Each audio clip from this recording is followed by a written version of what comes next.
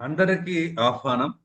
చాలా మంది elementary school లెవెల్లో ఎక్కువ సబ్జెక్ట్ చెప్తారు. కొంతమంది ఆ పుస్తకంలో ఏముందో అది చెప్పి వదిలేస్తారు. హై స్కూల్ లెవెల్కి వచ్చేటప్పటికి అది కూడా ఇంచుమించు అలానే, అంటే వాళ్ళ సిలబస్ కంప్లీట్ అవ్వకపోవడమో లేకపోతే వాళ్ళ సెలవులు పెట్టడమో ఏదైనా కారణాలు కావచ్చు. కానీ ఒక విషయాన్ని కనీసం 10th క్లాస్ లేదా ఇంటర్మీడియట్ ఆ స్థాయికి వచ్చేటప్పుడు, అంటే ఇంటర్మీడియట్ స్థాయి వచ్చేటప్పటికి ఖచ్చితంగా ఆ విషయం లోపలికి వెళ్ళాలి అనే స్పృహ విద్యార్థులకి కలిగి ఉండాలి. దాని నేపథ్యంలో కంపారిజన్ అనే ఒక పదాన్ని దృష్టిలో పెట్టుకొని చదవడం ప్రారంభించాలి.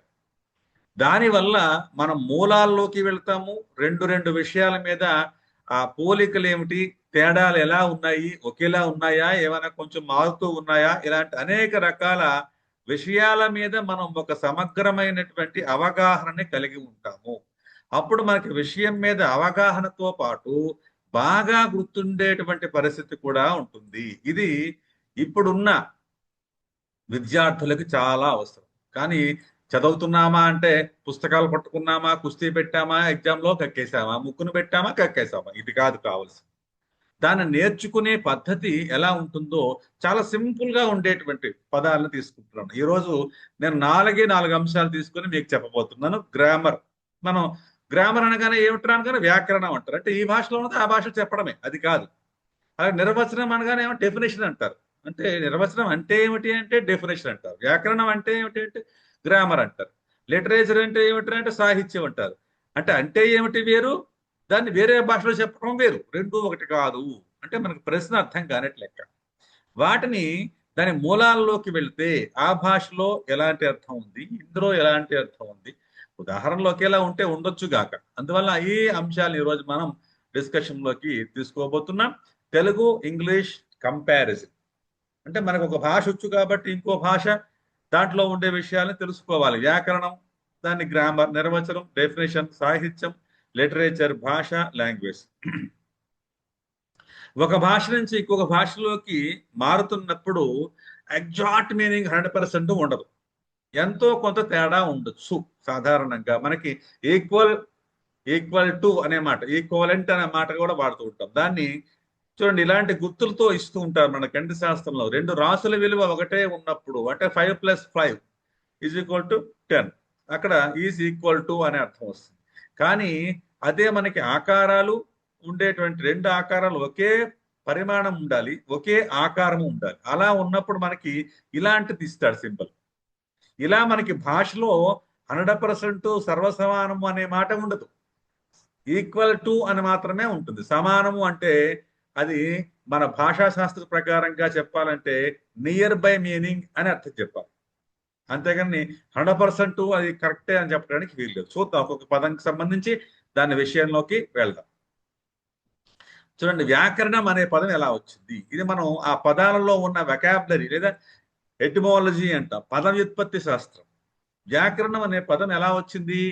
వి ఆ కృ, రుక్రీకరణే, కృ ధాతువు నుంచి వచ్చింది. అంటే వి అంటే విశేషంగా విశ్లేషించడం, ఆ అంటే పూర్తిగా, కృ అంటే చేయడం. దాని నుంచి వచ్చింది వ్యాకరణం అనే పదం. దాన్ని వ్యుత్పత్తి చెప్పాలంటే వ్యాక్రియంతే శబ్దాహ అనేనైతి వ్యాకరణం. దేని ద్వారా శబ్దాలు విడతీసి చూపబడతాయో అది వ్యాకరణం. అంటే విడదీయడం అనేది ప్రధానం. విడదీయడం వచ్చింది అంటే దాంట్లో కలపడం కూడా రావడం ఇంప్లైడ్ మీనింగ్. అంటే పదంలో ప్రకృతి అనే పదం ఉంటుంది, వికృతి అనే పదం ఉంటుంది. అంటే అసలు రూట్ వర్డ్ ఏమిటి, దానికి ఏవి యాడ్ అయినాయి అనేవి వ్యాకరణంలో ఉంటాయి. తెలుగు వ్యాకరణానికి సంబంధించి అది. ఇందులో భాషకు సంబంధించి విశ్లేషణ చూసినట్లయితే సరైన పదాలు కలుపుతున్నామా లేదా. మనకి వేదాంగంలో ఈ వ్యాకరణం అనేది ఉంది. వ్యాకరణంలో ఆ వ్యాకరణ వేదాంగంలో ఈ వ్యాకరణం అనేదట వేద పురుషుడి ముఖమట. మనం ఒక వ్యక్తిని చూసేటప్పుడు మొట్టమొదట ఏం చూస్తాం? ముఖాన్ని చూస్తాం. కాబట్టి వ్యాకరణం ముందు చూడాలి. భాషను నేర్చుకునేటప్పుడు వ్యాకరణం ముందు చూడాలి. అయితే ఎందుకండి వ్యాకరణం వస్తే భాష వచ్చేస్తుందా అంటే అలాగేం చెప్పలేం.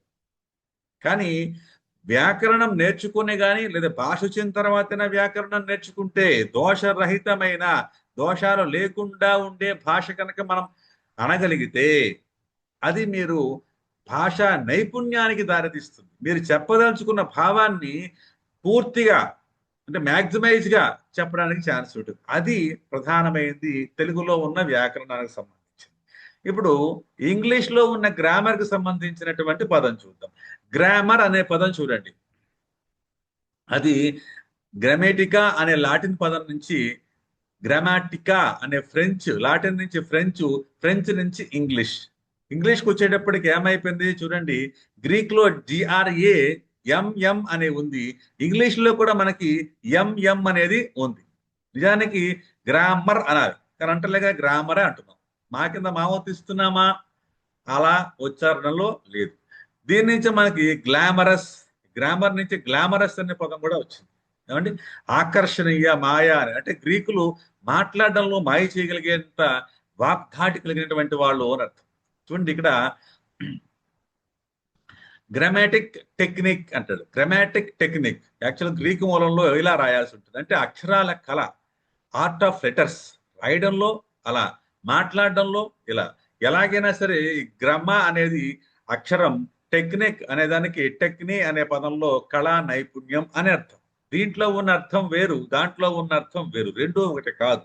అంటే మనం ఇక్కడ గ్రీకులో ఉండేటువంటి గ్రామ అనేది అక్షరం నుంచి పుట్టింది అని అర్థం. మనం గ్రామ్ అని విడదీసాం అనుకోండి, గ్రామ్ అంటే మెజర్మెంట్ అనే అర్థంలో తీసుకుని దానికి ఏఆర్ తగిలించాం అనుకోండి. ఇది ఎందుకంటే మనకి గుర్తుపెట్టుకోవడం కోసం. గ్రామ్ ఎర్ర, గ్రామ్ అంటే బరువులో కొలిచేది, ఎర్ర అంటే దానికి ఎర్ర ఏఆర్ గా మారింది అనుకోగలిగితే నిజానికి అది పని చేయదు. అప్పుడేమిటి, కొలత కొలిచేవాడు అని. ఏమిటా కొలత, వీడు భాషాపరమైన నైపుణ్యం కలిగిన వాడా కాదా అని చెప్పడానికి సహకరించేది గ్రామర్. ఇది గనక మీకు ఆ విషయం అర్థమైతే, ఏది ప్రత్యయమో ఏది దానికి రూట్ వర్డో తెలిస్తే అప్పుడు మీరు పద ప్రత్యయాలను విడదీయడానికి ఛాన్స్ ఉంటుంది. అది మనకు వ్యాకరణం ద్వారా తెలియజేస్తుంది. ఇక్కడ వాడి ఉద్దేశం అది కానే కాదు. కాబట్టి వ్యాకరణము ఈజ్ ఈక్వల్ టు గ్రామర్ కాదు, నియర్ బై మీనింగ్ కాబట్టి ఓకే అంటున్నాం అంతే. ఎన్నిటిలో కూడా చూడండి, ఇందులో సఫిక్స్ ప్రిఫిక్స్లు అనేవి యాడ్ అవుతూ ఉంటాయి. టీచర్ అంటే టీచ్ చేసేవాడు, గ్రామ్ చేసేవాడు గ్రామర్ కాదు. గ్రామ చేసేవాడు గ్రామర్ అంటల్లా, డ్రా చేసేవాడిని డ్రాయర్ అంటల్లా. డ్రా చేయడం ఏంటి, విత్ డ్రాయల్. మరి డ్రా అంటే గీయడం, గీసేవాడిని ఏమనాలి, ఈఆర్ తగిలితే గీసేవాడు, డ్రా అంటే గీయడం. దాన్ని చేశాడు కాబట్టి వాడిని డ్రాయర్ అన్నాం అనుకోండి, అది అర్థం మారిపోతుంది. మా హెడ్ మాస్టర్ గారు రోలకర్ర ఆయన టేబుల్ సొరుగులో పెట్టుకున్నాడు, ఆ సొరుగుని డ్రాయర్ అంటారు. ఇప్పుడు హెడ్ మాస్టర్ గారు రోలకర్ర ఎక్కడుందిరా అంటే ఆ డ్రాయర్ లో ఉంది అనకూడదు, దానికి అర్థం మారిపోతూ ఉంటుంది. ఏమంటే అది విపరీత అర్థం కూడా వచ్చే అవకాశం ఉంటుంది. వీడు అనుకున్న రోలకర్ర ఆయన అనుకున్న రోలకర్ర ఒకటి కాకపోవచ్చు. ఏమండి, అలా మనం రెండిటికి ఉన్న అర్థాన్ని గమనించినప్పుడు మాత్రమే అది తెలుస్తుంది. కాబట్టి గ్రీకు మూలంలో గ్రామాటిక్ టెక్నిక్ అనే దాన్ని అక్షర కళ లేదా అక్షరాల కళ అనే ఉద్దేశంతో వాళ్ళు చెప్పారు. తెలుగులో అట్లాంటి అర్థము లేదు. కాబట్టి ఇక్కడ మనం గుర్తుపెట్టుకోవడానికి ఇలాంటి మాటలు వాడుకోవచ్చు. మెజర్మెంట్ ఇది గ్రామ్ అన్నప్పుడు అది మెమరీ కోసం మాత్రం. ఇలా మెమరీ కోసం ఉంటేదాన్ని ఏమంటారంటే నీమానిక్. చూడండి, నేమానిక్ అంటే గుర్తు పెట్టుకోవడానికి, అంతేగాని ఆ పదం అలా వచ్చిందని అని చెప్పడానికి మాత్రం కాదు. దాని రూట్ వర్డ్ గ్రామాటిక్.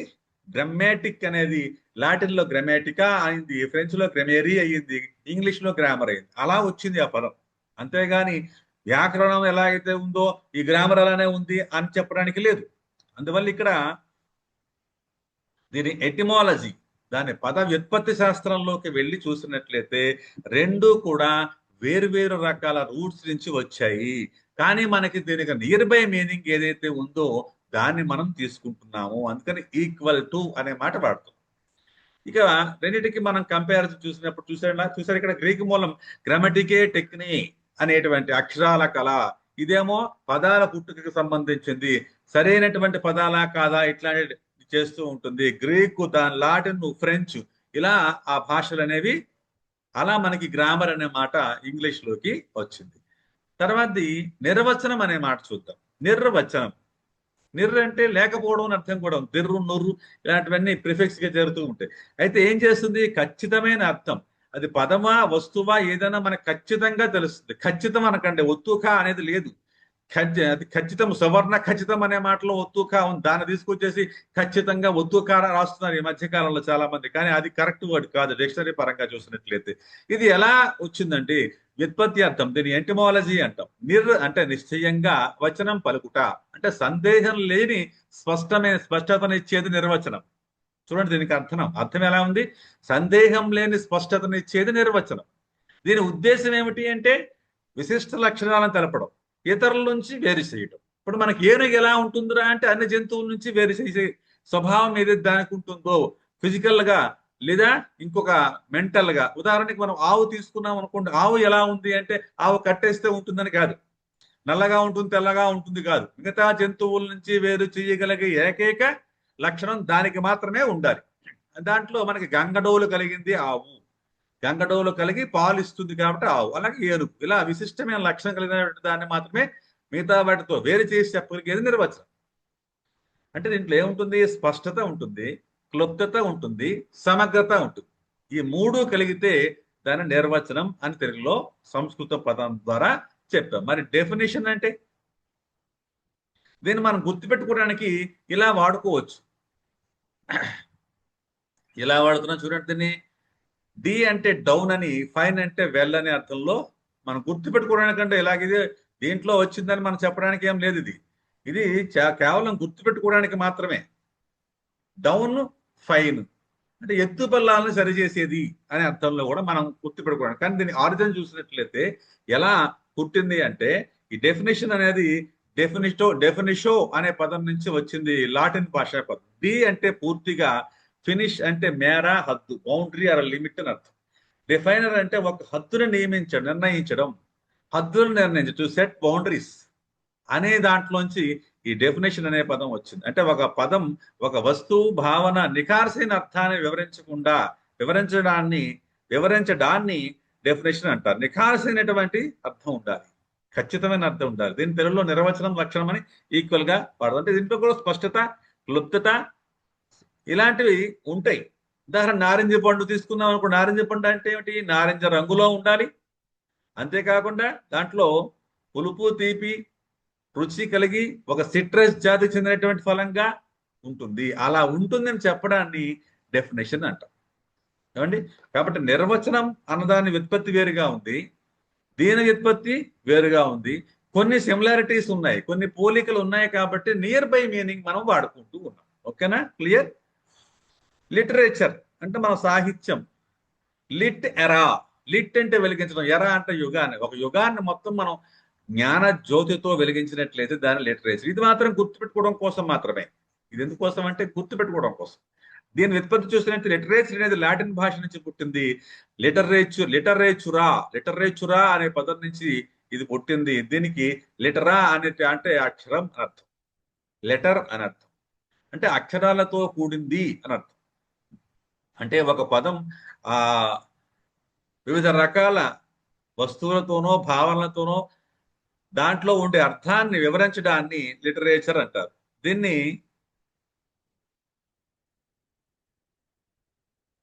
లిటరేషన్ అంటే ఒక అర్థం దానికి తగినట్టుగా ఉండాలి.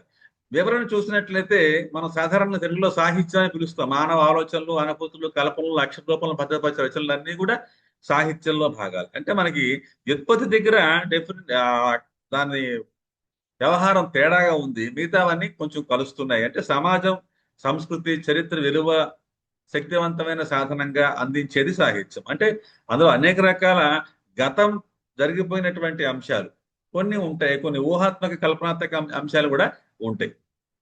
అందువల్ల సాహిత్యం,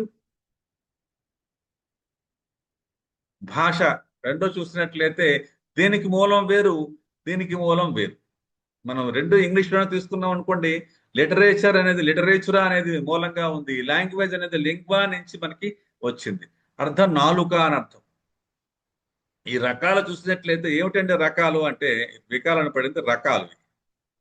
మౌఖికం, లిఖితం, ఓరల్, లిటరల్ అండ్ సంకేతాలు అంటే సింబల్స్. ఇలా మనకి మూడు రకాలుగా భాష అనేది ఉంటుంది.